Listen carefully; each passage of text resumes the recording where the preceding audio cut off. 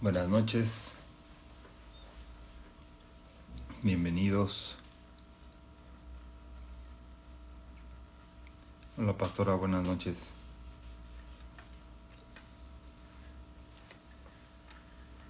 Bienvenidos a la prédica de los jueves.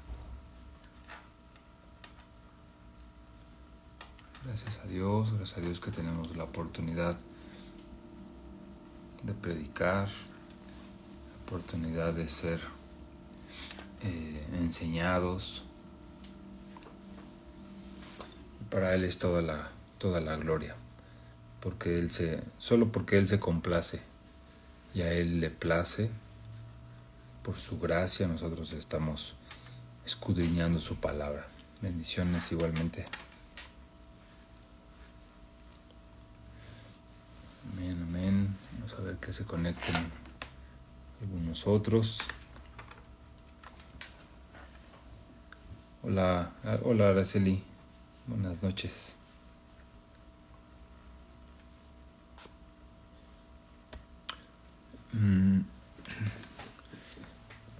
Vamos a ver el día de hoy. La palabra que el Señor puso en mi corazón es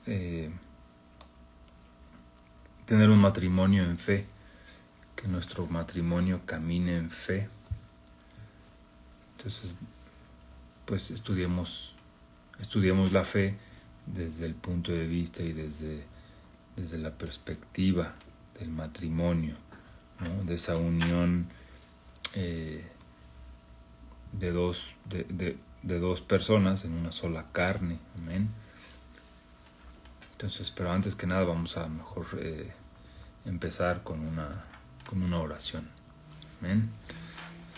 Padre bendito, te damos gracias, Señor. Te damos gracias porque solo por tu gracia, Señor, nosotros podemos llegar a ti con una oración sincera, Señor, con un corazón arrepentido. Podemos llegar a tu presencia, Señor, sin necesitar nada más, Señor, más que nuestro corazón sincero, Señor. Te damos gracias por tu misericordia, Señor. Te damos gracias por tu palabra que es viva y que nos das la oportunidad día con día de leerla y de entenderla y de tratar de escudriñarla y de compartirla, Señor. Te damos gracias en el poderoso nombre de tu Hijo Jesús. Amén. Amén. Y bueno, pues les decía que vamos a estudiar un poquito de la fe desde el punto de vista de los matrimonios. Y pues para empezar, pues acompáñenos a Hebreos 11. ¿No? Todos debemos saber, y si no lo sabemos, aquí es donde nos dice la palabra de Dios cómo podemos definirla, cómo la debemos de definir, ¿no? Vamos a leer Hebreos 11:1. Es pues la fe, la certeza de lo que se espera, la convicción de lo que no se ve. Y de ahí en adelante, el versículo 2, 3, 4, 5 y así hasta el 30 y tantos, nos va dando muchos ejemplos de lo que fue haciendo la fe y de lo que la fe hizo en diversos personajes, ¿no? A lo largo de los diferentes capítulos de la Biblia. Entonces, esa fe, esa certeza, esa convicción, nos dice en el versículo 2, es la que hizo que los antiguos alcanzaran buen testimonio, ¿no? ¿Qué antiguos? Pues tú podrías pensar tan antiguos a lo mejor como Abraham, o como Noé, como Jacob, ¿no? Son muy antiguos. Pero esa misma fe, esa misma certeza y esa misma convicción, si tú te piensas como si esos eran los antiguos, entonces tú y yo somos los futuros, ¿no? O los presentes, y nuestros hijos o nuestros nietos van a ser los futuros, ¿no? Pero es esa misma fe la que hará que tú y yo y nuestros hijos y nuestros nietos alcancen buen testimonio. Esa misma fe, ¿sí? Mira, dice en el versículo 3, esa fe es la que nos hace entender cosas que no podríamos entender de otra manera. ¿no? Es decir, a lo mejor en este momento, porque dice en el versículo 3, ¿me lo lees? Por la fe entendemos haber sido constituido el universo por la palabra de Dios, de modo que lo que se ve fue hecho de lo que no se veía. Entonces, esa fe nos ayuda a entender, ¿no? No nada más es algo que se queda en la parte, pues ahí como un poco misterioso, ¿no? O sea, es algo que te ayuda a entender. Y te está diciendo que por esa fe nosotros entendemos que fue creado todo lo que vemos de lo que no se veía, ¿no? Entonces, esa fe para algunos podría sonar a locura, ¿no? Para algunos poder decirles, es que sabes que todo eso fue, yo entiendo, por medio de esa fe, yo entiendo que todo fue creado de lo que no estaba creado. Todo lo que tú ves fue creado de lo que no se veía, de lo que era invisible, ¿no? Y entonces, pues claro, al mundo, el mundo te va a decir, no, pues es que no se puede, no puede ser, o sea, no puedes crear algo, ¿no? Hasta hay una ley, ¿no? Que te dice que nada se puede, ¿cómo dice? La primera ley, la materia no se crea ni se destruye, ¿no? O sea, solo se transforma, te dice la ley de la materia y la energía. Sí, o sea, pero la ciencia del mundo, ¿no? Te dice, hasta tiene leyes para decirte que no puedes crear nada, ya todo está creado. Pero entonces a nosotros esa fe nos da el entendimiento de que hubo un momento en el que todo se creó a partir de la nada, ¿no? Y eso lo tenemos nosotros pues muy dentro de nuestra fe, de nuestro corazón, ¿no? Esa fe es la que te ayuda a entender esa parte que para otros puede sonar a locura, ¿no? Ahí adelantito en el versículo 4 y en el versículo 5 termina diciendo que esa fe es la que hace, es agradable a Dios, ¿sí? Mira, vamos a leer el versículo 4 y el 5. Por la fe, Abel ofreció a Dios más excelente sacrificio que Caín, por lo cual alcanzó testimonio de que era justo, dando Dios testimonio de sus ofrendas, y muerto aún habla por ella. Por la fe, Enoc fue traspuesto para no ver muerte, y no fue hallado porque los traspuso Dios, y antes de que fuera traspuesto tuvo testimonio de haber agradado a Dios. Entonces, esa fe, lo que podemos resumir es que le agrada a Dios. Cuando tú te llenas de esa certeza y de esa convicción de que lo que no es, sí es o sí será, cuando tú tienes esa convicción y estás seguro en tu corazón, Dios se agrada, ¿no? El que por qué le agradó más la ofrenda de Abel que la de Caín, bueno, es parte como de otro estudio, ¿no? Pero Dios le preguntó a Abel cuando no, a Caín, perdón, o sea, no te desanimes, ¿no? ¿Por qué cómo le dice? Creo, no, ¿por qué estás cabizbajo? ¿Por qué? No te desanimes, ¿no? Pero te digo, es parte de otro estudio, pero el punto es que tener ese tipo de fe, esa fe es la que le agrada a Dios. Y nos dice en el versículo 6, sin ella es imposible agradar a Dios, ¿no? Mira, vamos a leer el versículo 6.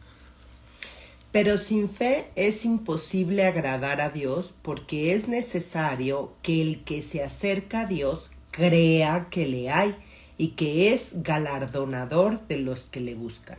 Amén. O sea, tú cuando te acercas, tú cuando piensas en tu problema, cuando tú sientes esa necesidad de acercarte a Dios, tú tienes que creer que ahí está, ¿no? Porque entonces sería un poco, pues entonces te dirían, bueno, ¿para qué te acercas? Si realmente no crees que Él va a estar ahí, ¿para qué te acercas? pero tú vas con la plena convicción, ¿no? Tú vas con la plena seguridad, con la certeza de que tu problema, cuando tú te acercas a Él te lo va a resolver, ¿no? Es esa fe. Tu problema no está resuelto, ¿no? Es algo que no está ocurriendo, pero tú te acercas con una convicción de que lo que no es, será. Amén. Dice en el versículo, te digo, todo el capítulo, pues te dice toda esa fe, qué fue lo que hizo en los personajes de la Biblia, ¿no? O sea, con esa fe, imagínate la historia de Noé. Le dijo, pues estás aquí en medio de una parte muy árida, del desierto, entre montañas. Aquí ponte a crear un arca, ¿no? Porque va a llover como nunca antes visto que llueve, y esa arca va a terminar flotando en el agua, ¿no? O sea, si tú te paras no sé, si es muy difícil de imaginarlo, ¿no? Incluso imagínate ahorita, te dijeran, pues aquí, ahí donde estás, ahí en tu casa, haz un barco enorme, llénalo de animales, llénalo de cada uno de la creación, de cada uno de los animales de la creación, porque se va a inundar todo esto así hasta el tope y va a quedar flotando el barco, ¿no? O sea, incluso es difícil de imaginarlo, ¿no? Imagínate a Noé en ese momento. Y platicaba con mi esposa, imagínate a su esposa y a sus hijos, ¿no? Porque cuando a lo mejor tú en tu vida, en tu matrimonio, a lo mejor estás haciendo cosas pues que parecen como locura, pues tu esposa, a lo mejor tus hijos, pues te dicen, oye, pero ¿por qué estás haciendo esto? ¿Qué te pasa? O sea, no tiene ni pies ni cabeza lo que estás haciendo, ¿no? Entonces, imagínate en ese momento, ¿no? Dios le habla a Noé y se pone a construir el arca. ¿Qué habrá pensado su esposa, ¿no? Así, pero ¿por qué estás haciendo eso? ¿No? Es algo que realmente, te digo, a lo mejor puede sonar a locura en otros entornos, ¿no? Pero esa fe es la que hizo que Noé construyera algo que no tenía nada que ver con lo que estaba en ese momento, ¿no? En el versículo 8 nos habla de Abraham, ¿no? Pero vamos a leerlo. Por la fe Abraham, siendo llamado, obedeció para salir al lugar que había de recibir como herencia, y salió sin saber a dónde iba. Sí, entonces esa misma fe hizo que Abraham saliera de su zona de confort, le dijera, vete a lo desconocido, ¿no? Vete a un lugar que tú no conoces, tú estás muy, porque recuerda que él salió con su Tare, su mamá, ¿no? Bueno, sale con él, sale con su hijo y su nuera, y pues Dios le va a entregar otro lugar, o sea, le dice, salte de tu zona de confort y vete a un lugar que no conoces, que yo te voy a entregar, ¿no? Vete con todas tus pertenencias, vete con todo lo que tienes, pero ten fe, pero ten la certeza de que yo te voy a dar eso, ¿no? Y así, todo el capítulo 11 se la pasa diciendo toda la obra que hace la fe, ¿no? Te digo, pasa por Isaac, pasa por Jacob, pasa por el mismo Moisés, por el rey David, ¿no? Y todos ellos tienen cada uno en la Biblia tiene sus historias, sus relatos de cómo tuvieron que dar pasos de fe, ¿no? Cómo tuvieron que pasar esas pruebas de fe, ¿no? Pero fíjate en el 39, vamos a leer el 11:39, Hebreos 11:39. Y todos estos, aunque alcanzaron buen testimonio mediante la fe, no recibieron lo prometido. Fíjate, ¿no? O sea, como te dice desde el que le habíamos leído, en el versículo 2, te dice, 11:2 dice, porque por ella, por esa fe, alcanzaron buen testimonio los antiguos, ¿no? Entonces ya revisamos ahorita muchos de los antiguos que alcanzaron buen testimonio, ¿no?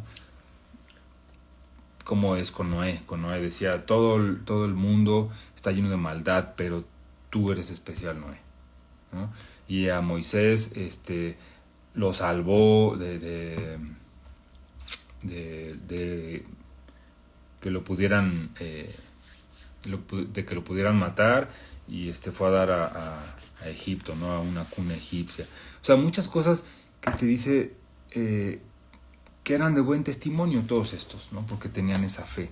Pero te dice aquí en el 39, aunque alcanzaron buen testimonio, ¿no? Y eso quiere decir que tú, cuando tengas esa fe, tú vas a alcanzar buen testimonio. ¿Estás de acuerdo?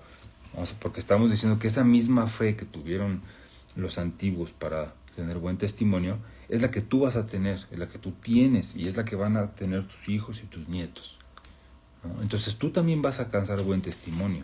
Pero aquí dice, aunque alcanzaron buen testimonio mediante la fe, no recibieron lo prometido, ¿no? Y eso podría sonar así como un poco, no sé, tal vez desalentador, tal vez podría sonar, no sé, si lo quieres ver a lo mejor injusto, ¿no? Porque pasaron por esas pruebas de fe, pero no recibieron lo prometido. Dice, proveyendo, en el 40, dice, proveyendo Dios alguna cosa mejor para nosotros, para que no fuesen ellos perfeccionados aparte de nosotros. Pero mira, vamos a leer el 16, el 11:16, te dice, pero anhelaban una mejor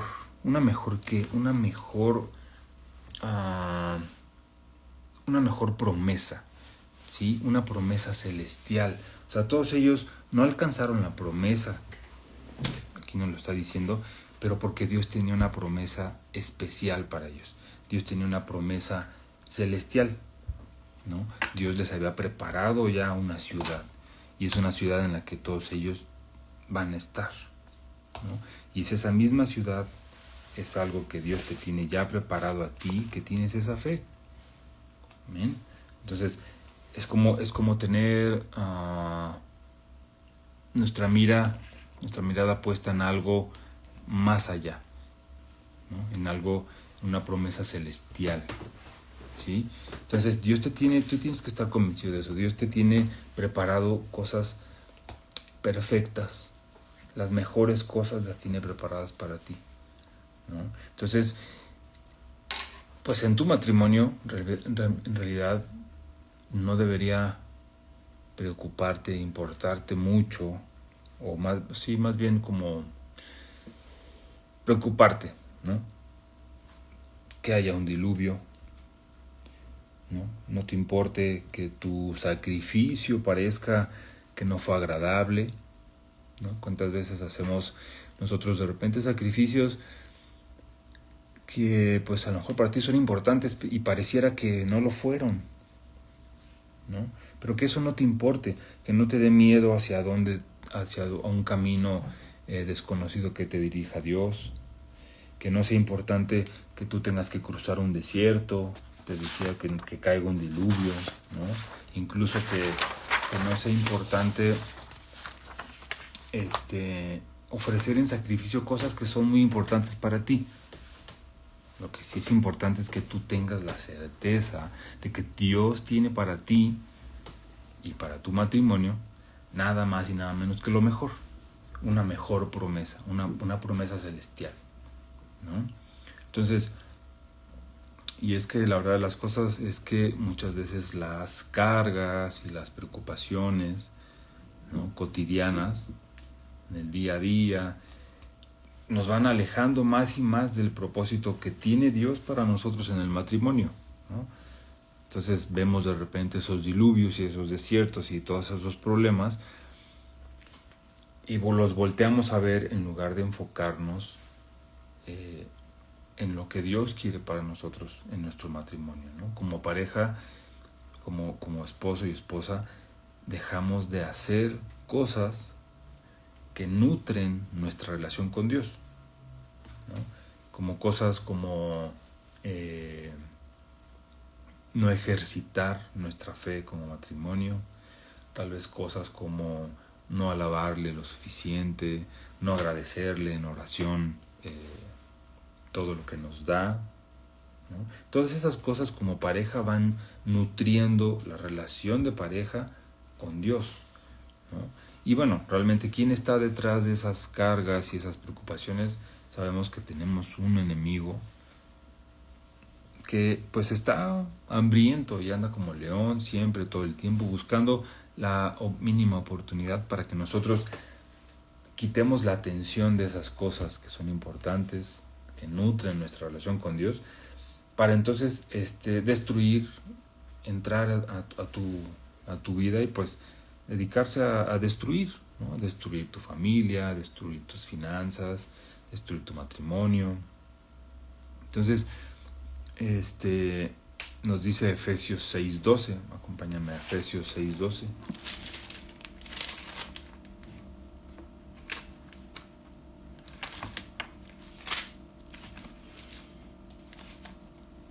Porque no tenemos lucha contra sangre y carne, sino contra principados, contra potestades, contra los gobernadores de las tinieblas de este siglo, contra huestes espirituales de maldad en las regiones celestiales. Y son cosas que a lo mejor son difíciles tal vez de imaginar, ¿no? Porque cuando tú tienes una pelea con tu cónyuge o un disgusto con tus hijos, pues tú los estás viendo y estás viendo su reacción, ¿no? Y tal vez pues es un poco fácil entender, ¿no? Cuál fue el enojo o qué fue lo que lo causó, o cómo mejorarlo, ¿no? Porque tienes, digamos, el problema ahí palpable enfrente, pero la verdad es que te dice la palabra de Dios, no estás luchando contra la carne, no estás luchando contra esas emociones de la carne, ¿no? O sea, tú estás luchando, más bien la lucha se está dando a un nivel celestial.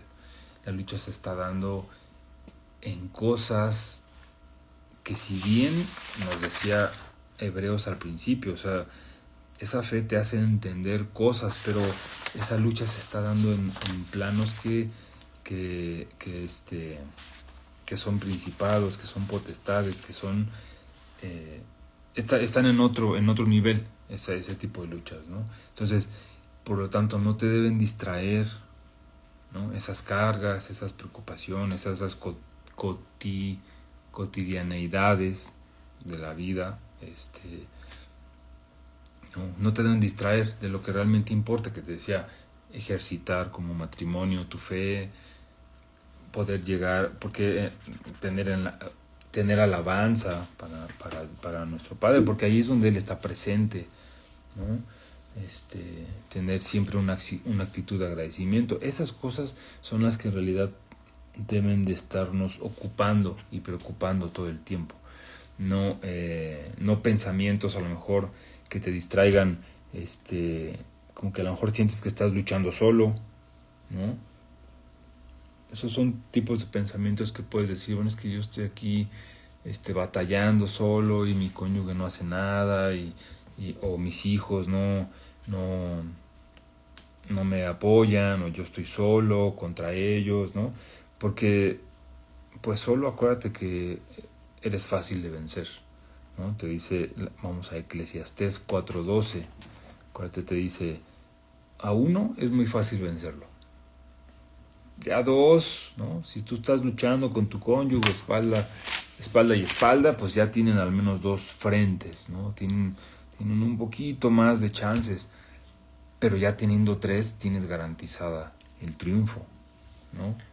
Y si uno prevaleciere contra otro, dos le resistirán, y cordón de 3 dobleces no se rompe pronto. Entonces, ese tercer doblez en nuestra vida matrimonial, lo que queremos es que sea nuestro Señor Jesús, ¿no? Él uniendo, haciendo un nudo más para que sea, que no se rompa pronto, dice la palabra, ¿no? Entonces, en cambio de que estemos pensando en esas cargas y en esas preocupaciones, lo que debemos hacer es invitar a Dios a nuestro matrimonio, ¿no? Y vestirnos día con día de toda su armadura, porque esa es la arma, porque te decía, bueno, es una lucha que no es contra carne ni contra sangre, es contra principados, contra cosas celestiales, y lo único que te va a proteger y va a proteger tu matrimonio es la armadura que Dios te da, ¿no? Y esa armadura es la que vamos a leer Efesios 6 del 13 al 18. Cuando tú te vistes y vistes a tu matrimonio de esa armadura, es la única que te va a proteger contra esa lucha en la que tenemos poca oportunidad. Efesios 6 del 13 al 18. Por tanto, tomad toda la armadura de Dios para que podáis resistir en el día malo y, habiendo acabado todo, estar firmes. Estad pues firmes, ceñidos vuestros lomos con la verdad y vestidos con la coraza de la justicia y calzados los pies con el apresto del evangelio de la paz. Sobre todo, tomad el escudo de la fe con el que podáis apagar todos los dardos del fuego del maligno, y tomad el yelmo de la salvación y la espada del Espíritu, que es la palabra de Dios, orando en todo tiempo y en toda oración y súplica en el Espíritu, y velando en ello con toda perseverancia y súplica por todos los santos. Entonces, esas armas que te dice, esa armadura con la que vas a poder resistir, que es la verdad, la paz, la justicia, ¿no? Con la palabra de Dios, eso es lo que va a poder proteger a tu matrimonio, ¿no? de los ataques del enemigo. Entonces, yo te decía hace ratito, las cosas que realmente tienen que importar para nutrir esa relación de tu matrimonio con Dios es poder ejercitar la fe, ¿no? Poder tener un matrimonio de fe y ejercitar, y bueno, por lo tanto crecer nuestra fe, ¿no? Es como un deportista, ¿no? Si ejercitas tus músculos, crecen, ¿no? Tu mente, si tú la ejercitas, crece también, ¿no? O sea, todo lo que tú ejercitas crece. Y la fe también, ¿no? Ejercitar nuestra fe nutre nuestra relación con Dios, ¿no? Y si bien la fe es algo personal, ¿no? La fe es algo que tú, es particular de la relación tuya con Dios, en el matrimonio podemos crecerla juntos, ¿sí? O sea, la fe la podemos crecer en el matrimonio, y una de las formas es superando dificultades, ¿no? Cuando tú superas una prueba, mira, vamos a Primera de Pedro 1. Primera de Pedro 1, vamos a leer 6 y 7.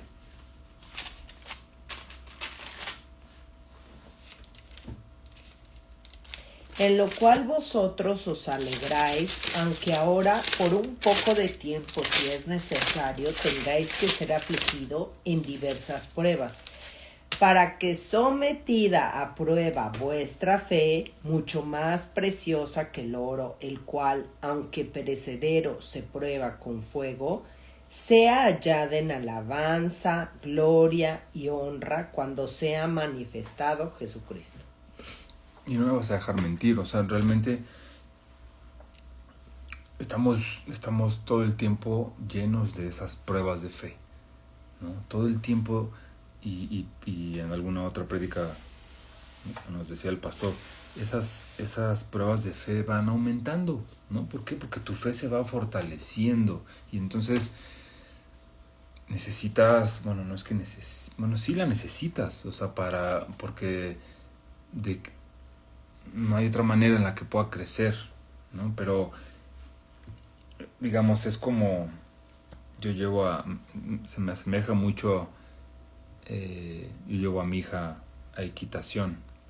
Y entonces, al principio, cuando empiezan nuevos en el deporte, pues les ponen un caballo que es muy, muy mansito, ¿no? Que es muy, sin tanta fuerza de brinco y así, ¿no? Y conforme el jinete va haciéndose más maduro y va creciendo, pues va necesitando un caballo que le pueda dar batalla, ¿no? O sea, es algo similar, o sea, tú vas creciendo espiritualmente y las pruebas que Dios te va sometiendo cada vez son más rigurosas, ¿no? Cada vez son más fuertes o más grandes, ¿no? Entonces, acordemos, Él nunca nos va a poner una prueba que sepa que no vamos a poder pasar, ¿no? Mira, Santiago 1, del 2 al 4 nos dice: hermanos míos, tened por sumo gozo cuando os halléis en diversas pruebas, sabiendo que la prueba de vuestra fe produce paciencia. Mas tenga la paciencia su obra completa, para que seáis perfectos y cabales, sin que os falte cosa alguna. Entonces, cuando nosotros superamos las pruebas, cuando superamos las dificultades, nosotros aprendemos, ¿no? Y entonces, cuando nosotros aprendemos, podemos dar un testimonio, ¿no? Ante los demás. Tú vas y testificas que pasaste esa prueba, ¿no?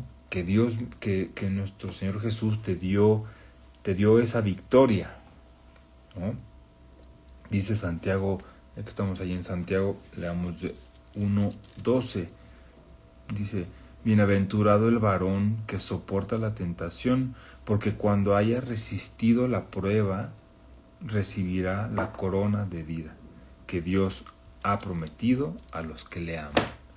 Amén. Entonces, nuestro Señor Jesús es el que nos da esa victoria. Y entonces, cuando nosotros damos ese testimonio de nuestra fe, eso va alentando a los demás, ¿no? Y eso se ve reflejado en tu casa. Lo ven tus hijos y los alienta. Lo ve tu cónyuge y lo alienta, ¿no? O sea, porque van viendo que Cristo te da la victoria en las pruebas de fe, ¿no? Y al final tienen que ver que esa honra es solamente para Dios, ¿no? Es solamente fuiste victorioso porque Cristo estaba contigo. Amén. Entonces, una forma es cuando nosotros vamos superando esas pruebas de fe, ¿no? Y otra forma es escudriñando la palabra, ¿no? Discipulándote, escuchando la palabra de Dios, porque vamos a leer Romanos 10:17.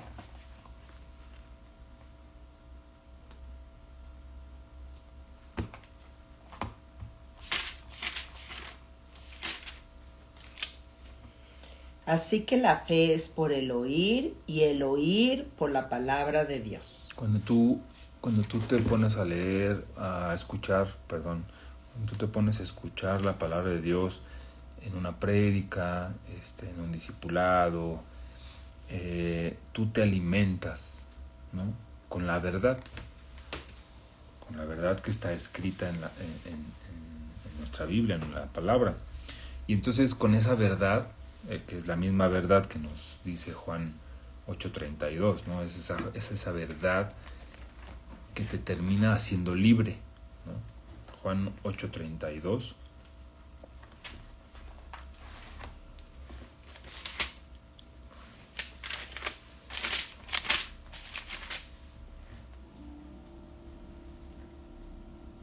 Y conoceréis la verdad, y la verdad os hará libres.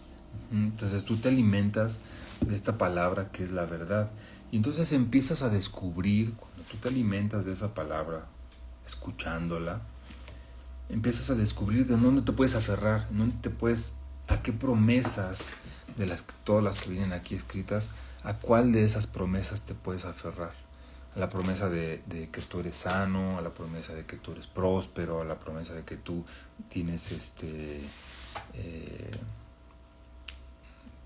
hallas a tu cónyuge y hallas la felicidad, que tus hijos van a ser como la arena en la playa, ¿no? O sea, hay muchas cosas, muchas verdades aquí en la palabra de Dios que son promesas. Y entonces cuando tú escudriñas la palabra de Dios y la escuchas y la analizas, el Espíritu Santo te habla y te dice, mira, a esta promesa tú te puedes aferrar, ¿sí? Es como, mira, vamos a Mateo 17:20. Mateo 17:20.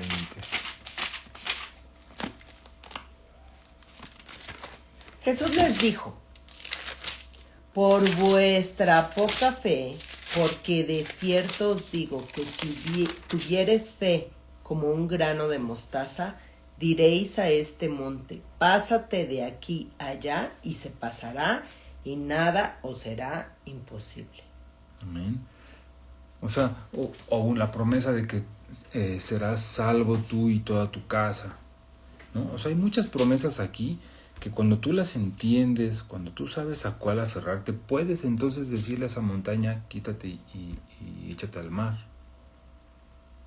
¿no? Pero es hasta que tú oyes la palabra, oyes esas verdades y las entiendes, ¿no? O sea, es algo que es necesario oír, le decía Jesús a María, ¿te acuerdas? Vamos a Lucas 10:42.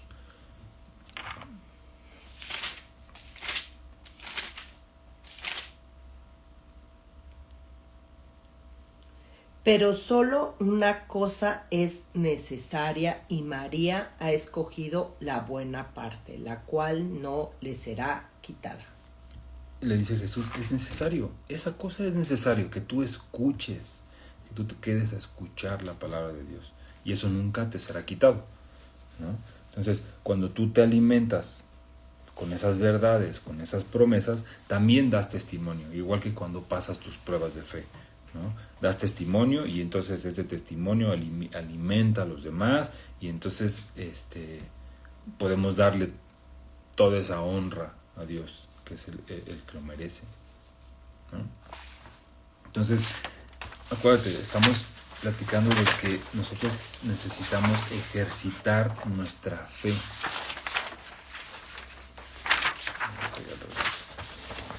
Necesitamos ejercitar nuestra fe para poder ir nutriendo nuestra relación con Dios. ¿Amén? Entonces,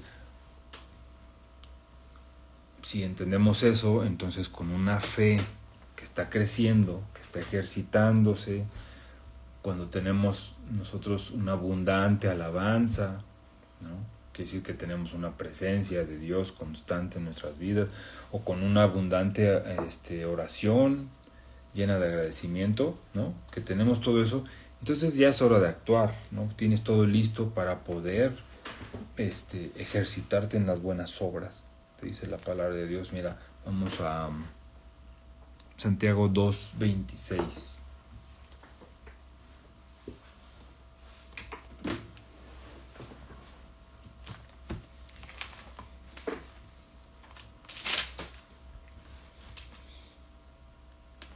Porque como el cuerpo sin espíritu está muerto, así también la fe sin obras está muerta. Entonces, esa fe en la que te has estado ejercitando, superando dificultades o escudriñando, oyendo la palabra de Dios, esa fe tiene que estar con obras, ¿no? Para que no sea una fe muerta, ¿no? Que tus hijos, tu familia, que tu cónyuge vean esas buenas obras, ¿no? Esas obras son las que Dios las preparó para ti, nos dice la palabra. Mira, Efesios 2, del 8 al 10. Dios, en su infinita sabiduría, Él las preparó desde hace mucho tiempo, ¿no? Cosas que tú todavía no tienes ni idea, Él ya las preparó para que tú andes en esas obras. Pero para que llegues a esas obras, tú tienes que ir preparado, con una fe creciendo. Porque por gracia sois salvos por medio de la fe. y no de vosotros, pues es don de Dios, no por obras para que nadie se gloríe, porque somos hechura suya, creados en Cristo Jesús para buenas obras, las cuales Dios preparó de antemano para que tú anduviésemos en ellas. Entonces nosotros fuimos creados en Cristo Jesús. ¿Y cuándo fue creado? Pues desde el inicio, ¿no? Y dice ahí, desde antes, Dios ya las había preparado para que tú andes en ellas, ¿no? Pero tú tienes que llegar a esas buenas obras. Cuando se te presenten, tienes que llegar con una fe ejercitada, ¿no? Para que esa fe, entonces ya haces la obra y entonces ya no está muerta, es una fe llena de vida, ¿no?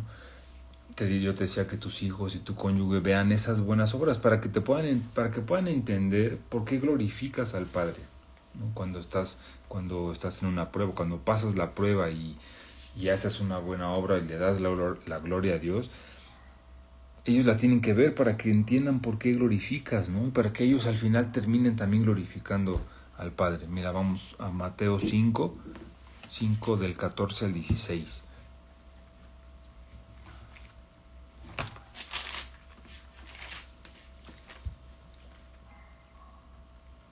Vosotros sois la luz del mundo. Una ciudad asentada sobre un monte no se puede esconder, ni se enciende una luz y se pone debajo de un almud, sino sobre el candelero, y alumbra a todos los que están en casa.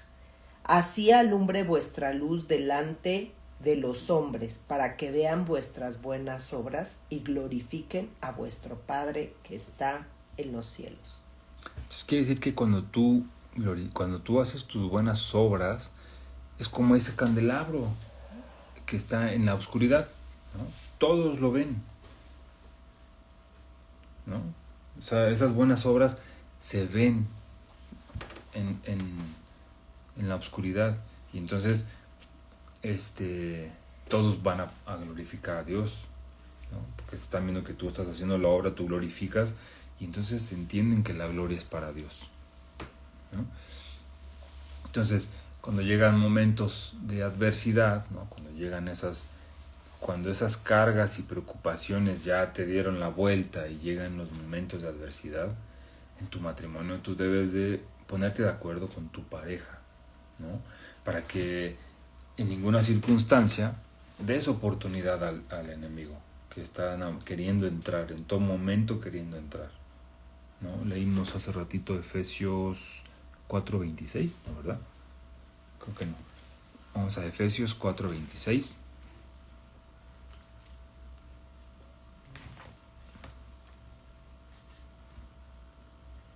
Airaos, pero no pequéis, no se ponga el sol sobre vuestro enojo. Y en el 27 dice, para que no le des oportunidad al diablo. Ni deis lugar al diablo. Entonces, o sea, tú tienes que con tu pareja, va a llegar un momento difícil, tenemos que ponernos de acuerdo cómo no le vamos a dar entrada al diablo, ¿no? Te puedes enojar, dice la palabra de Dios, airear, pero no peques, ¿no? O sea, te puedes enojar, puedes disgustarte, pero no llegues a los insultos, o no hieras más allá a tu cónyuge, ¿no? Para que no le des entrada al diablo, ¿no? Cada prueba, el enemigo llega con muchas mentiras, ¿no? Porque acuérdate que él siempre nos está acusando, él es el acusador, y él siempre está diciendo, mira cómo se portó bien, llegó la adversidad, y mira cómo dijo hasta groserías, ¿no? Llegó la adversidad y entonces fue y pidió un préstamo porque sabía que no iba a poder con ese pago. O llegó la adversidad y dejó ya mejor de decirle a sus hijos qué es lo que tienen que hacer porque sabe que no le van a hacer caso, ¿no? O sea, él siempre llega ante toda prueba, llega con muchas mentiras, ¿no? Y lo que él quiere es que tú te las creas, ¿no? Pues nosotros debemos confiar en Jesús, ¿no? Porque él vino a darnos vida y nos las vino a dar en abundancia, dice Juan, 10:10, ¿no? O sea, Él vino aquí a darnos vida en abundancia, ¿no? Entonces Jesús nos recuerda pues que va a haber aflicción, ¿no? Pero que Él trae la paz a nuestro matrimonio. Nos llama a Él, lo único que nos llama es a confiar, ¿no? Porque Él ha venido al mundo, Él ha vencido al mundo, perdón. Mira, vamos a Juan 16:33. Juan 16:33.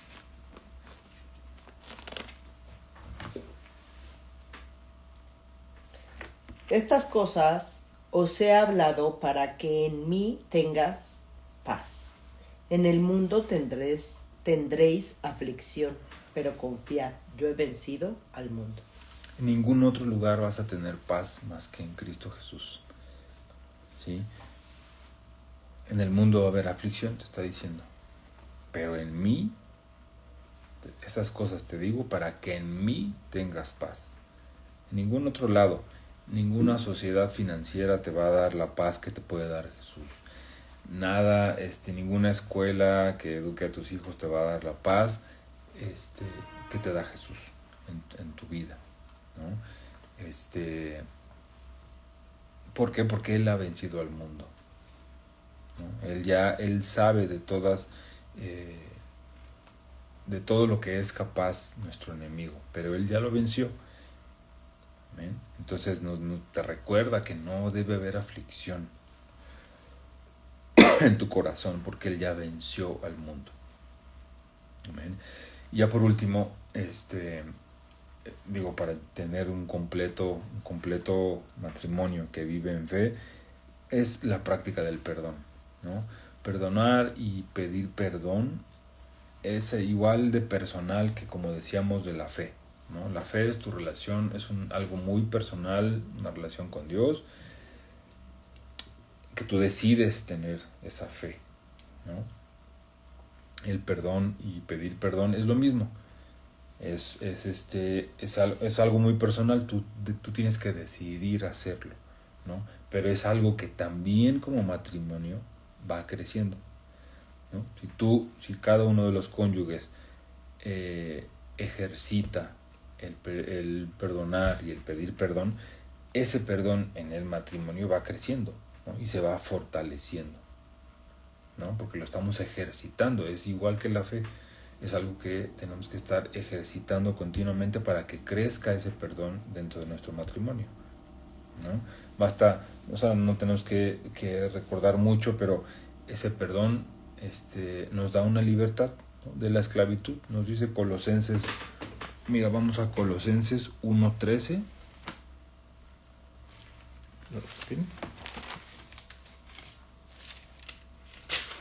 El cual nos ha librado de la potestad de las tinieblas y trasladado al reino de su amado Hijo. O sea, ese perdón te libera de que Él sea tu dueño. O sea, cuando tú tienes potestad de algo es porque tienes poder de decisión sobre esa cosa, ¿no? Eres el dueño de eso. Tú decides por eso, por lo que tienes potestad. Y entonces el enemigo tiene potestad sobre nosotros cuando nosotros estamos que no podemos perdonar o que no podemos pedir perdón, ¿no? Entonces, Dios te libera, mediante el perdón Dios te libera de esa potestad de las tinieblas, ¿no? Mira, si me acompañas a Primera de Juan 1:9. Primera de Juan 1:9 te dice: si confesamos nuestros pecados, Él es fiel y justo para perdonar nuestros pecados y limpiarnos de toda maldad. Entonces, cuando tú pides perdón, cuando tú perdonas, te limpia de toda maldad. ¿Amén? Y ya que estás limpio, Él te quiere limpiar, y ya limpio te puedes presentar ante nuestro Padre, ¿no? Mira, estábamos en Colosenses, podemos leer el 1:22.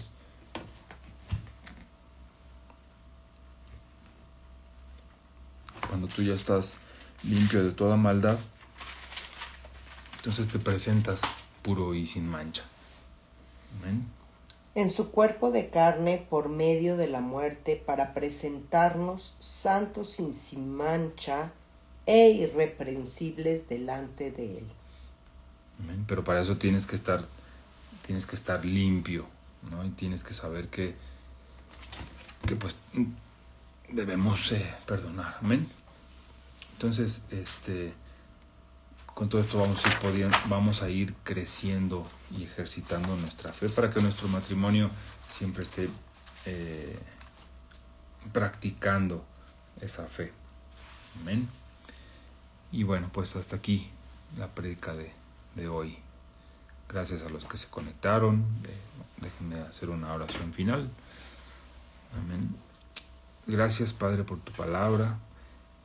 Gracias, Señor, por recordarnos que es importante que sigamos ejercitando nuestra fe en el matrimonio, Señor, porque mediante esa fe nosotros vamos a poder decirles a los demás lo maravilloso que eres. Cuando nosotros pasemos las pruebas como matrimonio, Señor, que sabemos que es aflicción de la carne, pero cuando nosotros pasemos, los demás se van a dar cuenta como esa luz que está en la oscuridad. Todos van a ver que nosotros pasamos esas pruebas de fe, Señor. Te damos gracias, Padre, y te pedimos que siempre estés presente en nuestros matrimonios, Señor. Te damos gracias por tu palabra y por la oportunidad de compartir, Señor. Te damos gracias en el poderoso nombre de tu Hijo Jesús. Amén. Amén. Igualmente, bendiciones para todos. Descansen. Nos vemos luego. Bonita noche.